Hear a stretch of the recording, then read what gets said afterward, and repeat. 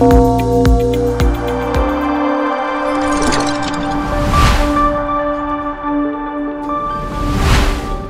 Business today रे आजिर मुख्य खबर।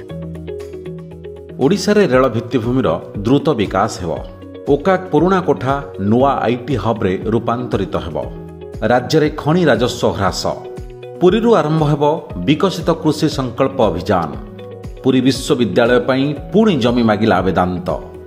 नुआ दिल्ली रे रेल मंत्री अश्विनी वैष्णव को साक्षात करिसंती मुख्यमंत्री मोहन चरण माझी। राज्य रे रेल मंत्रालयर प्रस्तावित और चलिथिबा कार्य त्वरान्वित करने को रेल मंत्री प्रतिश्रुति। भुवनेश्वर स्टेशन सह राज्यर प्रमुख स्टेशन गुड़िकर आधुनिकीकरण सहित खोर्धा बलांगीर रेल प्रकल्प काम एवं द्रुत गति रे आगे चली।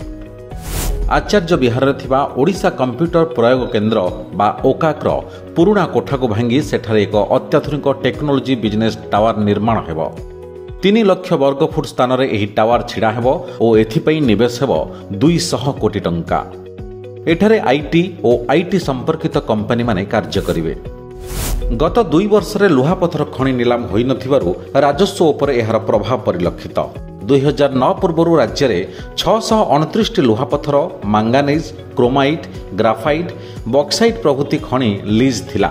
2015 नूतन खनि नीति अनुजाई लीज परिवर्ते नीलाम नीति ग्रहण करा जायछि। केंद्र सरकार कृषि योजना देशव्यापी तृणमूल स्तर में पहुंचब और कृषि रे नवसृजन आसिब। एथिपई आसंता 29 रे विकसित कृषि संकल्प अभियान पुरीरू आरंभ होई जून 12 पर्यंत चलिब। प्रधानमंत्री नरेंद्र मोदी एही कार्यक्रम को भर्चुआल माध्यम रे उद्घाटन करिवे। हार्वर्ड और एमआईटी भली विश्वस्तरीय शिक्षानुष्ठान गढ़ा को परामर्श देइछंती वेदांत लिमिटेड मुख्य अनिल अग्रवाल। पुरी रे सेभली एक शिक्षानुष्ठान करने को वेदांत योजना रखिछि। एथिपई जमी एक प्रतिबंधक हेबा अनुचित बोली Shri Agarwal कहिछंती। It's all of your business. Business breaking.